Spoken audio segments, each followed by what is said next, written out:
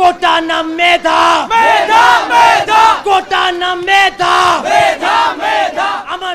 সোমবার সকাল 11:30টার দিকে রাজধানীর কেন্দ্রীয় শহীদ মিনারে জড়ো হন শিক্ষার্থীরা। কোটা বাতিলের দাবিতে দেয়া স্লোগানে মুখর হয়ে ওঠে শহীদ মিনার প্রাঙ্গণ। আমার সোনার বাংলায় কোটার কারণে প্রকৃত মেধাবীরা বঞ্চিত হচ্ছে উল্লেখ করে শিক্ষার্থীরা জানান, চিকিৎসক হতে চাইলে যোগ্যতার কোনো বিকল্প নেই। যতই কোটাবোধা থাকবে ততই বৈষম্য আরো বাড়বে। প্রথম ধাপে আমার দায়িত্ব হচ্ছে শ্রেষ্ঠ যে স্টুডেন্ট, দেশের শ্রেষ্ঠ স্টুডেন্টদের শ্রেষ্ঠ প্রফেশনের জন্য বাছাই করা। প্রতিযোগিতায় অযোগ্য শিক্ষার্থীদের সুযোগ দিলে ভবিষ্যতের চিকিৎসা ব্যবস্থা ঝুঁকির মুখে পড়বে বলে মনে করেন তারা।